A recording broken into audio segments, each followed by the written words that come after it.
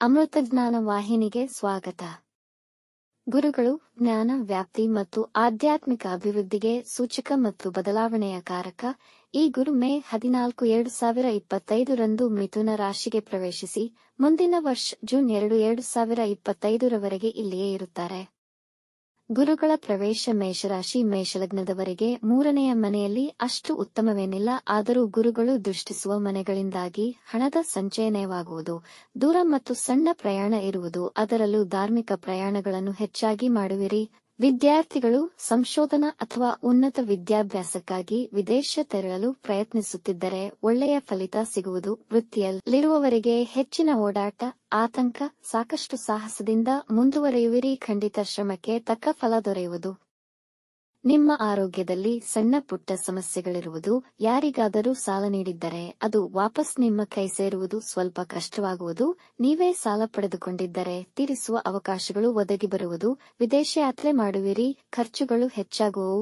ಈ ವರ್ಷದಲ್ಲಿ ಹೊಸ ಸ್ನೇಹ ಪರಿಚಯಗಳಾಗುತ್ತೆ, ಆದರೆ ಮುಂದಿನ ದಿನಗಳಲ್ಲಿ ಸಮಸ್ಯೆಗಳಾಗಬಹುದು. ಅಂತಹವರಿಂದ ದೂರವಿರಿ. ಅಕ್ಟೋಬರ್ 19, 2025 ಡಿಸೆಂಬರ್ 5 ಗುರು 4ನೇ ಮನೆಯಲ್ಲಿರುವರು. ಆಗ ಮನೆ, ವಾಹನ, ಆಸ್ತಿ ಖರೀದಿ ಮಾಡುವಿರಿ. ನಿಮ್ಮ ಸ್ನೇಹಿತರಿಂದಲೂ ಸಹಾಯ ದೊರೆಯುವುದು. ವೃಥಾ ಖರ್ಚುಗಳು, ಅನಾವಶ್ಯಕ ಪ್ರಯಾಣಗಳನ್ನು ತಡೆಯಬೇಕು. ಹೊಸದಾಗಿ ವ್ಯಾಪಾರ ಮತ್ತು ನವೀಕರಣಗಳನ್ನು ಮಾಡಿದರೆ ಹಣ ಹೆಚ್ಚಾಗಿ ಖರ್ಚಾಗುವುದು. ಬರುವ ಆದಾಯವನ್ನು ಉಳಿಸಲು ಪ್ರಯತ್ನಿಸಿ. ವಿವಾಹ ಮತ್ತು ಸಂತಾನ ಅಪೇಕ್ಷೆಯಲ್ಲಿರುವವರಿಗೆ ಈ ಸಮಯದಲ್ಲಿ ಅನುಕೂಲಕರವಿದೆ. ಡಿಸೆಂಬರ್ 5 ನಂತರ ಈ ಪ್ರಯತ್ನಗಳಲ್ಲಿ ನಿರಾಶಾದಾಯಕವಾಗಿರುವುದು. ಭೂವ್ಯವಹಾರದ ವಿಚಾರದಲ್ಲಿ ನಷ್ಟವಾಗುವ ಸಾಧ್ಯತೆಯಿದೆ. ತುಂಬಾ ಸಂದಿಗ್ಧ ಪರಿಸ್ಥಿತಿಯಲ್ಲಿ ಗುರುಗಳ ಸಹಕಾರವಿರುವುದು. ವಿದ್ಯಾರ್ಥಿಗಳು ವಿದ್ಯಾಭ್ಯಾಸದಲ್ಲಿ ಸಮಸ್ಯೆಗಳಾಗುವುದು.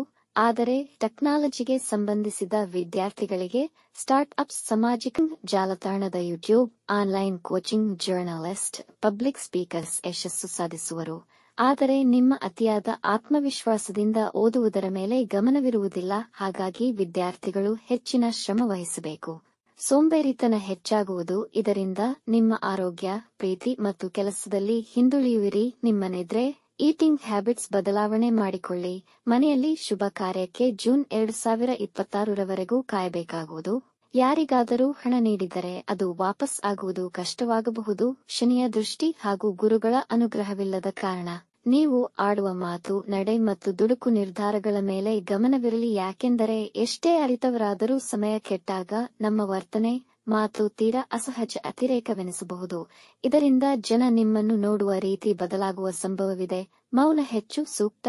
ಈ ಸಮಯದಲ್ಲಿ ಕೆಲಸದಲ್ಲಿ ಒತ್ತಡವಿದೆ ಎಂದು ಕೆಲಸ ಬಿಟ್ಟರೆ ಕಷ್ಟ ಆಗಬಹುದು. ಏಕೆಂದರೆ ಶನಿಯ ಸಾಡೆಸಾತಿಯ ಪ್ರಭಾವ ಇರುವುದು. ಆಸ್ತಿ ಮಾಡಲು ಹಾಗೂ ಆಸ್ತಿ ವಿವಾದಗಳಿದ್ದರೆ ಅದರ ಹೋರಾಟ ಮುಂದಿನ ವರ್ಷ ಗುರುಗಳ ಬದಲಾವಣೆಯ ನಂತರ ಕಾಣಬಹುದು. ಚೀಟಿ, ಎಸಿ ಮನಿ ಸ್ಕೀಮ್ಸ್ಗೆ ಕೈ ಹಾಕಬೇಡಿ. ದೈವಿಕ ಕಾರ್ಯಗಳಲ್ಲಿ ಭಾಗವಹಿಸಲು ಸಮಯ ಉತ್ತಮವಾಗಿದೆ. ವ್ಯಾಪಾರಸ್ಥರಿಗೆ ವ್ಯಾಪಾರದಲ್ಲಿ ಲಾಭಕ್ಕಿಂತ ಖರ್ಚೇ ಹೆಚ್ಚಿರುವುದು. ಆರೋಗ್ಯದಲ್ಲಿ ತೊಂದರೆಗಳು ಬರುವ ಸಾಧ್ಯತೆಯಿದೆ. ತಾಯಿಯ ಯೋಗಕ್ಷೇಮಕ್ಕೆ ಒಳ್ಳೆಯದಲ್ಲ. ಏರುಪೇರುಗಳಾಗುವ ಸಾಧ್ಯತೆ ಇದೆ ಅಥವಾ ಅವರೊಡನೆ ಭಿನ್ನಾಭಿಪ್ರಾಯಗಳು ಬರಬಹುದು. ತಂದೆಯ ಆರೋಗ್ಯದಲ್ಲೂ ವ್ಯತ್ಯಾಸವಾಗುವ ಸಾಧ್ಯತೆ ಇದೆ.